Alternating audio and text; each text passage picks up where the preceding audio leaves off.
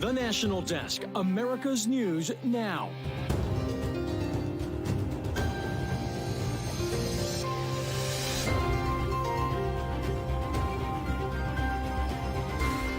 The UAW strike tentatively over as the union strikes a deal with each of the big three. But what comes next could remake the entire car industry forever. This contract is more than just a contract. It's a call to action to workers everywhere to organize and fight for a better life. A war for a common future. Today we draw a line between the forces of civilization and the forces of barbarism. Israel expands its ground operations into Gaza while its army announces the fate of two separate hostages as the war now enters its fourth week. Then Halloween weekend violence hitting America, mass shootings across the country that leave communities shaken from north to south and east to west. This is the National Desk, America's News Now. I'm Amira David. The United Auto Workers and General Motors have struck a deal poised to end the partial walkout against the big three automakers. All striking union members have been called back to work officially. UAW and Ford first agreeing to a deal last week with the full details now known and unanimously approved, officially sending the offer to UAW members for ratification. Stellantis and the union came together on similar packages on Saturday with a 25% wage hike and an agreement to increase the number of Stellantis jobs in the United States. The UAW Stellantis National Council plans to meet on Thursday before they can refer this agreement to their members at large. Things did look dire for the General Motors as the last holdout heading into this morning. The union upped the pressure over the weekend as 4,000 additional workers walked out of a GM factory in Tennessee on Saturday. But with today's tentative deal, all UAW workers can start to head back to work with a framework similar to those agreed to by their competitors. And while we are still learning what these past 6 weeks have meant for the American economy and long-term effects, last night Union President Shawn Fain sent a message to other major automakers that next time potential strikes could be bigger with more companies included. One of our biggest goals coming out of this historic contract victory is to organize like we've never organized before. When we return to the bargaining table in 2028, it won't just be with the big three, but with the big five or big six. Meantime, tonight, one hostage has been freed as we learn another has been killed in the Israel-Hamas conflict that is now expanding into its second phase on the ground. Today, the IDF confirmed the rescue of an Israeli soldier being held captive by Hamas during its ground offensive. The soldier, identified as Ari Megadish, has undergone medical checks and is said to be doing well. Yet a somber ending for another hostage, a dual Israeli-German citizen. Israel reporting 23-year-old Shani Luke, kidnapped on October 7th, has been found dead. It comes as Hamas releases video of 3 additional hostages in Gaza and demands a prisoner swap. You're looking at a screen grab of that video. Israel now under pressure by families of the more than 200 hostages to make a trade for their loved ones. The IDF says it is doing everything it can, but Netanyahu said he would not agree to a ceasefire. This as Israel expands its military incursion deeper into northern parts of Gaza. The UN and medical staff now expressing fears over airstrikes hitting closer to hospitals where tens of thousands of Palestinians have sought shelter alongside those wounded. The Palestinian death toll in the war now surpassing 8,000, according to the Gaza Health Ministry run by Hamas. More than 3,200 of them children. Save the Children now says the number of kids killed in Gaza has exceeded the annual number killed in armed conflict globally since 2019. We are now at a stage where 1 child is being killed every 10 minutes.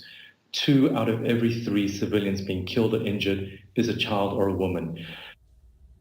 This as the calls for aid into the Palestinian territory grow louder. 26 aid trucks were cleared for entry into Gaza today, but the UN says it is still hundreds of trucks short of the food, water, medical supplies, and fuel that is so desperately needed right now. And this war, of course, is far from over. Prime Minister Benjamin Netanyahu says he is preparing his country for what could be a very long war. The mission is to completely destroy Hamas, and to do so will require uncovering their vast system of tunnels, hundreds of miles underground. National correspondent Christine Frizzell brings us a closer look at what this means for the war itself. It is a battlefield unlike any other, and also perhaps Hamas's most essential weapon in this war. This tunnel network is how weapons move freely through Gaza.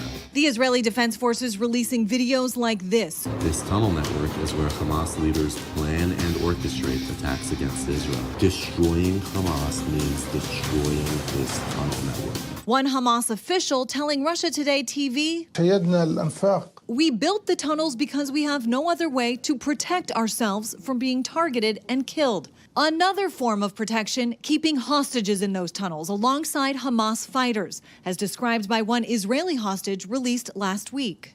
There are a huge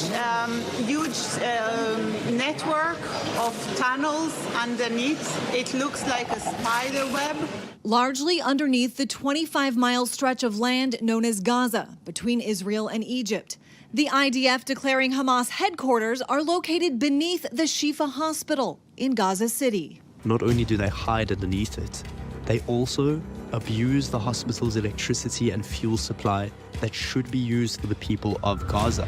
This video, released by Hamas, shows fighters coming in and out of those tunnels into what experts say is a narrow subterranean network that zigzags and is built on multiple levels, which means one-on-one combat with little ability to count on your unit. You barely can communicate with your unit that's above ground, and so you're alone as a soldier in it, and it is absolutely terrifying and reminiscent of medieval duels, essentially. Now, for weeks, we've seen IDF forces line up on the border with Gaza with just a handful of ground operations. Some experts say the major reason for this is the fears and complexities associated with these tunnels. Amira? Very complex. And Christine, isn't there a real danger here for Israeli troops to enter, not only for their own safety, but for the safety of the hostages? Just a precarious situation here. Absolutely. You know, we've heard Prime Minister Benjamin Netanyahu say that Hamas uses civilians as human shields. It's not just the people of Gaza City. It's also the people they've kidnapped, including children as young as 9 months old. You know, we've heard Netanyahu and others say their primary mission here is to destroy Hamas. It's a mission some have called impossible. Certainly, the hostage situation is a major part of that. Indeed. Christine Frizzell live in Washington, D.C. for us. Thank you.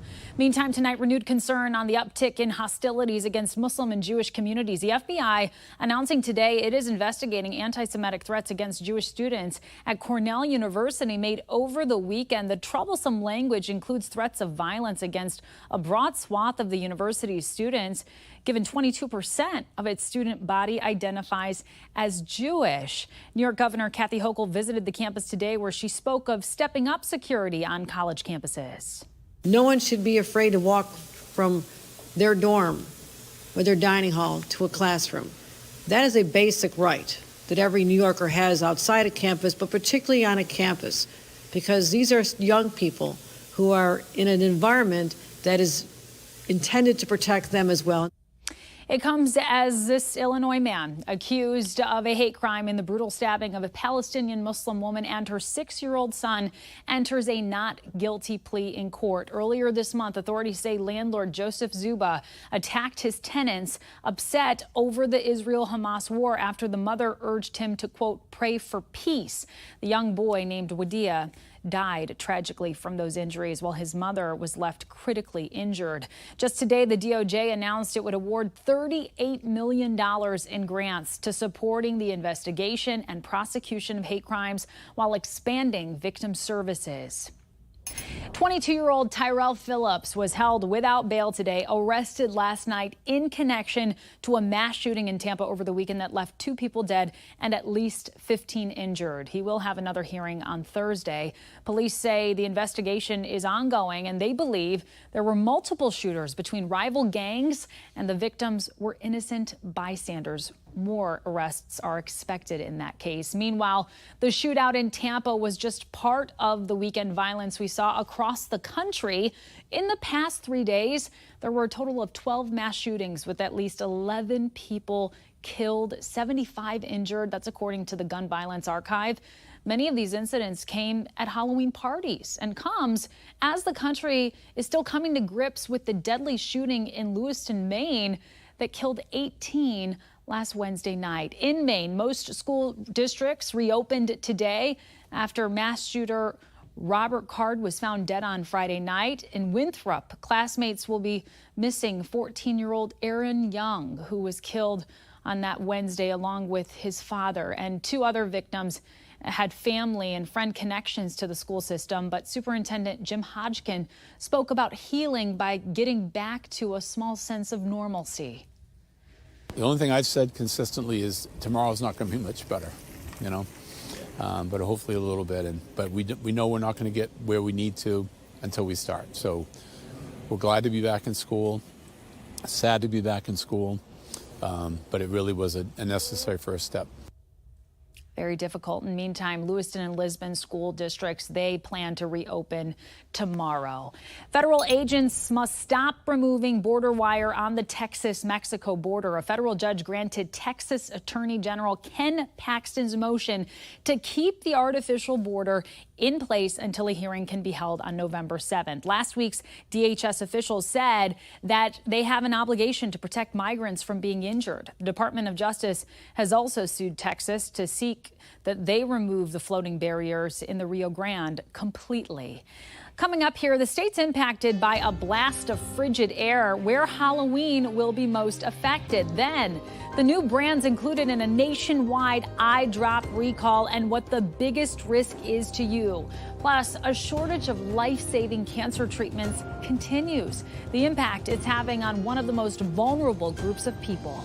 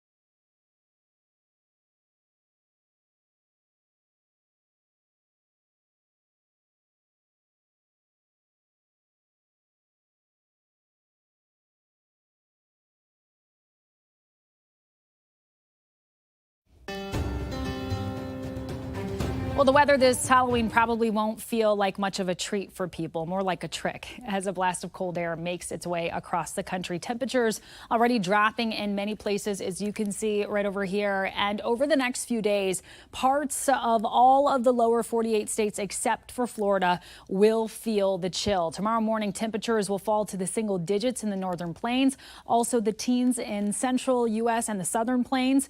The frigid air will reach the east by Wednesday morning. So really everyone expected to feel the cold temperatures. President Biden issued a sweeping executive order today on safe development and use of artificial intelligence. The White House calling it the most significant action any government in the world has taken on AI. But as national correspondent Atra El-Nashar reports, there are doubts about how much can be done without action from Congress. Use of artificial intelligence. Using his executive authority, President Biden trying to strike a balance between making the United States a leader in artificial intelligence and protecting Americans from its dangers. Companies will now have to notify the government when developing models that could pose a risk to public health, national or economic security, and share findings of safety tests. The executive order also includes a series of actions across the federal government meant to protect Americans' safety, privacy, and civil rights. Two in particular are especially urgent given current geopolitical tensions. Block the creation of dangerous biological material in life science projects by using federal funding to incentivize responsible practices, and create standards for watermarking AI-generated content so viewers can identify deepfakes. This is one of those areas that the executive order is trying to get out front of the technology a little bit to anticipate how can this be used in a way that really presents a kind of societal harm for most people. On Tuesday, Vice President Harris heads to the UK for an AI safety summit. Prime Minister Rishi Sunak says a top goal is just for countries to agree on the nature of the risks posed by this technology. Get this wrong, and AI could make it easier to build chemical or biological weapons. Terrorist groups could use AI to spread fear and destruction on an even greater scale. The EU is much closer than the US to enacting comprehensive legislation. The EU has a much more nimbler system to create policy. In Congress, both parties agree on the need to pass legislation that has stronger enforcement mechanisms than an executive order, and fast. There's no way to put this genie in the bottle. Globally, it's exploding. More than 60 AI-related bills have been introduced in the House and Senate, but are moving much slower than the technology they're meant to rein in. On Capitol Hill, I'm Atra El-Nashar for the National Desk, America's News Now. Atra, thank you. Some CVS and Walgreens workers were walking off the job today as part of a 3-day walkout dubbed Pharmageddon. They want better working conditions and more staff to be hired, among other issues. It's the third strike by pharmacists in the past few weeks. Up to 5,000 pharmacy employees were expected to participate through Wednesday. And parents, listen up. A brand of fruit snack puree is being recalled. The FDA says that you should not buy Wana Bana apple cinnamon fruit puree pouches. An investigation found that they may have caused some children in North Carolina to have elevated lead levels in their blood. The recall applies to all expiration dates and lot codes. If your child may have eaten one, the FDA says to get a blood test immediately from a doctor. The FDA, meantime, is also warning people to stop using several over-the-counter eye drops because of an infection risk that could even cause blindness. They're sold under 6 different brands: CVS Health, Leader Rugby, Rite Aid, Target, Up and Up, and Velocity Pharma. The full product list can be found on the FDA's website. The agency says to throw out the eye drops if you bought them recently. And we have reporters all across the country in your neighborhoods covering the issues that matter most to you. We are taking the pulse of America.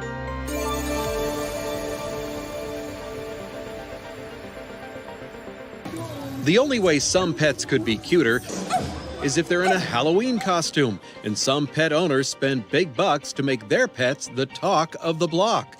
According to the National Retail Federation, Americans are expected to spend $700 million this year on costumes for their pets. There are some tips and warnings about pet costumes pet parents need to know from the Humane Society for Tacoma and Pierce County. Make sure your pet is comfortable in the costume and can freely move around. When they have the costume on, keep checking to make sure they're not overheated. Plus, avoid costumes with pieces that could become a choking hazard. Other Halloween tips: remember that trick-or-treaters coming to your door changes the typical sights and sounds your pet is used to and could cause them stress. And don't give your pet a chance to sneak a treat from the candy bowl. Robert Morris, the CEO at Mullen Plumbing, says there are several things homeowners must do to prepare their homes for the winter. If you have any outside faucets, that you have the hoses disconnected from the faucet. If you have a hose connected to that faucet, it'll prevent the water from draining out. Morris says that if you have a crawl space in your home, you'll want to seal up any vents around the outside or any access underneath the home. He says that if you have any exposed pipes, you can put insulation on that pipe. Nicholas Wineland with Westlake Ace Hardware says that it's also essential to take care of your lawn during the winter months. We like to use a thing called a winterizer for our lawns. And what that's going to do is that's going to introduce nitrogen into the soil. Wineland says that doing this allows carbohydrates to be stored in the food storage center of the lawn right before the first freeze arrives. This is where the excavator was left after a man allegedly stole it and rammed it through this hill, knocking trees and causing major damage. Well, it's scary seeing someone with a big excavator going through the park. Genevieve Courtney said she saw the man driving the excavator up the sidewalk and cutting down through Jose Rizal Park. This isn't the first incident. Residents said a few days ago they saw a man with a different kind of heavy machinery dropping off pallets into this area. Residents said the man claimed he had permission to be there. Courtney said it took officers about an hour to get there after she called 911 6 times. She said the man was still inside the stolen excavator when police arrived and took him away in a police car. Residents are fed up with people not fearing the consequences. Well, coming up, a chemotherapy drug shortage growing severe ahead, the widespread impact on children diagnosed with the disease.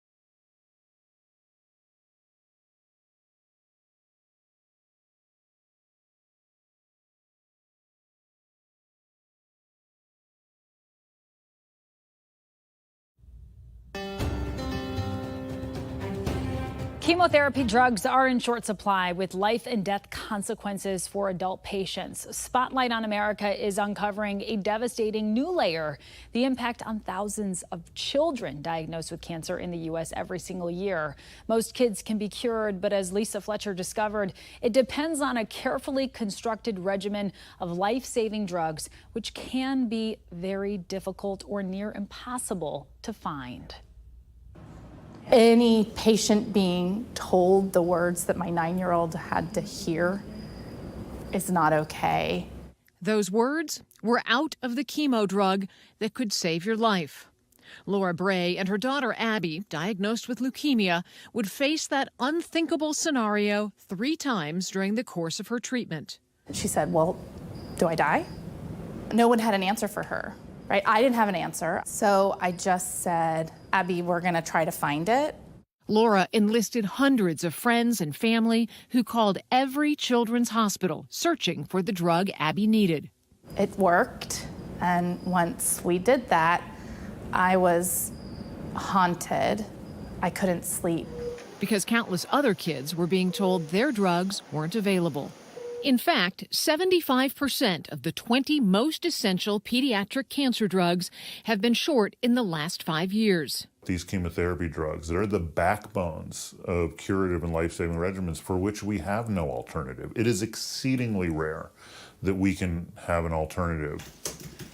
Dr. Yoram Unguru is a pediatric oncologist. It's critical.